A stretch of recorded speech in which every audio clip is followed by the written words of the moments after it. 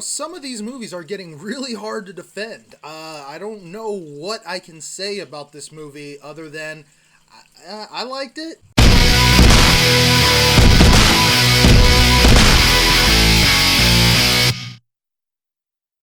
Queen of the Dam, starring Stuart Townsend as the vampire Lestat. Now, this is another film adaptation of an Anne Rice novel from the Vampire Chronicles trilogy, pretty much. We never really did get the first book of this trilogy, which was just called The Vampire Lestat. We did get Interview with the Vampire, which I feel is such a superior movie. And that one had Tom Cruise as the vampire Lestat. Now, this one was Stuart Townsend as the droll, boring, just non-charismatic character. He had no charisma. He was so boring to watch. I blame him, and I blame this movie for what Twilight gave us. This was pretty much an over-sexualization of vampires, but not done so bad as Twilight, but it was still pretty bad. I really, rewatching this movie, it was a struggle to get through. Now, you might be asking, why am I doing an unpopular opinion of this, if that's my initial thought going into the movie? But stick with me for a little bit, you guys. Now, I've read the books, and the books, I've always said that this is a story of the saddest vampires you'll ever get to know. Now, the books, yes, very sad, very understandably sad. Even Interview with the Vampire, you get a sense of why these vampires feel the way they do. This movie was not the saddest vampires you get to know. It is the most whiny, annoying vampires you'll ever get to know. These guys had no reason to be so whiny. Now, if you read the books, you understand why they are the way they are. But because this movie is a standalone, because it's not a sequel to Interview with the Vampire, because it doesn't fully tell a story the way the books do, you just get a sense of just bitching and moaning throughout the whole movie. Another problem this film faces is it has very little character development. None of these characters really change. None of these characters, you never really get to know any of them. The main two characters of Lestat and Jesse, you get to learn a little bit about them. You kind of hint at a backstory with Jesse, and you kind of feel for Lestat when he tells his background. And that's told through a diary that he's written, and it's read by Jesse. And you get to see what happened and how he turned into a vampire. However, again, this does not tell you why he is the way he is. It's so terrible, the storytelling throughout this movie. And you get a sense of it being very rushed. The movie is a little over an hour and a half long. And for a movie to be an hour and a half and have such a huge pantheon of story behind it, you never get a sense of why these characters are the way they are. And it never really does connect to the books the way it should. This movie is such a standalone, it's such a on its own thing, but it's hard to explain, you guys. I'm losing my words just trying to explain it. Now, being a fan of the books as I was, you do get some very annoying changes to story. Vincent Perez plays the character Marius, who in the movie is the vampire who turned Lestat into a vampire. Now, of course, from the books, this is not the case. Lestat was turned by someone else, and then that vampire kills himself, and then he goes and turns his mother into a vampire, and then she leaves him, and then he meets Armand, who is another character in the story, and he gets no real role. But he meets Armand, he then introduces his mother to Armand, then leaves her there, and then he meets Marius. So there's a lot of stuff that this movie just passes over in order to just give you Marius. Now, in the books, I love Marius, and in the movie, I believe he puts on one of the best performances. Vincent Perez playing Marius is one of the best parts of this movie, alongside Aaliyah playing the Queen of the Damned. Now, the problem with this is that the movie is called The Queen of the Damned. The plot is the Queen of the Damned is coming up. The plot is Lestat is pissing off the vampire community because he's pretty much telling all of the vampire secrets within his music. But you never get to see any of this until the big concert, which is what they keep talking about throughout the movie. The big concert's coming. There's going to be a big concert. And when this concert happens, all these vampires are going to rush the stage and try to kill you, Lestat. What are you going to do? Well, I'm going to put on a concert anyways. And you finally get to this concert, and there's like a miniature fight scene. The Queen of the Damned, Akasha, shows up, kills all the vampires, takes Lestat, and there's like a weird in the bathtub sucking blood sex scene kind of thing. And then the very next scene is we kill Akasha, the end. And there's no build up to a villain. There's no real plot. It's just talking about a plot without there actually ever being a plot. So that whenever the climax does come, whenever the problem does arise, it's nothing. It's just a side thing. It's setting up something else that sets up the end that's just a bland ending.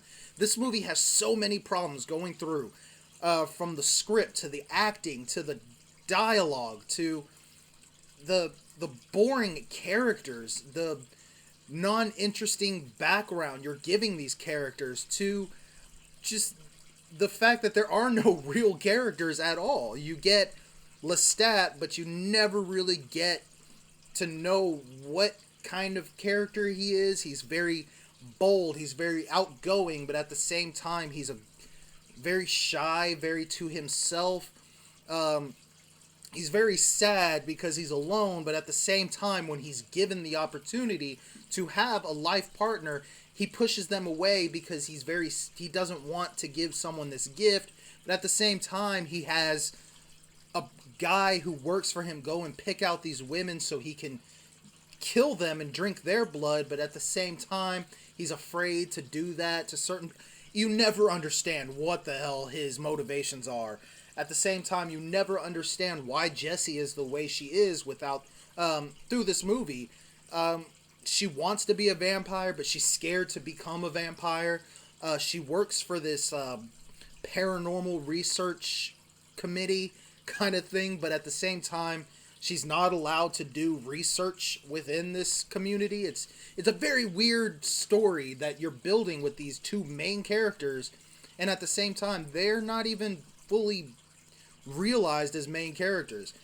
So this movie has a lot of problems throughout, and it's so hard for me to say it's an unpopular opinion, as in I love the movie. Just looking at it here, this movie has a 17% on Rotten Tomatoes. 17. That's ridiculous. I hate to say it, but it deserves a rotten rating. It deserves the rotten score that it got. However, the reason I say it's an unpopular opinion is because even at the end of the movie, take everything that I said wrong about it out of the equation, I still enjoyed the movie. I still had a good time. I still finished the movie thinking, yeah, I'm pretty happy I watched that movie. One of the best parts of the movie is Aaliyah's performance. And it's not a good thing because of the fact that she's in the movie so little. There's so little she has to do with this movie, which is a drag considering the movie is called The Queen of the Damned and she plays the Queen of the Damned. You know, you never really get the idea that she is the main villain. However, she is the main villain. It's a huge, weird kind of thing they do, and they rush through this movie so fast. And I don't really know why. They missed a huge opportunity because this story is a great story. I think one of the best things about this movie is also the soundtrack. Even if you don't like to go out and buy a soundtrack to a movie, I never like doing that myself. This is one that I recommend. If you're a fan of rock music, if you're a fan of the music within this movie, go out and pick up this album. It's actually a great soundtrack. All of the music is written and performed within the movie by Jonathan Davis, the lead singer of Korn. But the soundtrack actually has the vocals swapped out with pretty much a super group of just different singers from different bands. And it's actually really entertaining. It's a really great soundtrack. A lot of original music for the movie, as well as a lot of just other songs that fit the genre of music within this movie. Again, no charisma with the main characters aside from Vincent Perez as Marius. I think he did such a great job, and he actually made Marius a very cool character. I know in the books I loved him, but trying to explain his character to people, you don't really get it. But he nailed the performance as a very charismatic, very charming kind of guy. So again, it deserves the rotten rating that it gets. I hate to say it. The reason I decided to do this unpopular opinion, I tried it like 3 times and I couldn't do it because I couldn't find anything to say, and it's still very hard for me to say anything good about it, is the one thing that I can say is I enjoyed it. It has a lot of problems, but you're still going to enjoy the movie. It's still a fun ride. I don't know what else to say, you guys. It's an unpopular opinion, but it's a personal unpopular opinion. I personally enjoyed it. However, I cannot, in good conscience, I cannot say in all honesty that this is a good movie. If you don't like the kind of movies that I like, if you're not a fan of the Anne Rice novels, if you're not a fan of vampires, you're not going to like this movie. You're going to hate it. It's kind of a drag. The story is almost non-existent. It's not a good movie. So, I would say pretty much Rotten Tomatoes, and this is pretty much what I base a lot of this on. Rotten Tomatoes pretty much got it right. It has a 17% rating from critics, but a 66% rating from the audience. So it's one of those things where if you are a fan of this kind of stuff, you're gonna like it. Despite all the problems, you're still gonna see the problems, but despite all those, you're still gonna have a good time. But I completely understand why critics hated this movie. But again, you guys, it's not about cinematography all the time. It's not about the acting all the time. It's not about the script all the time. It's not even about the characters.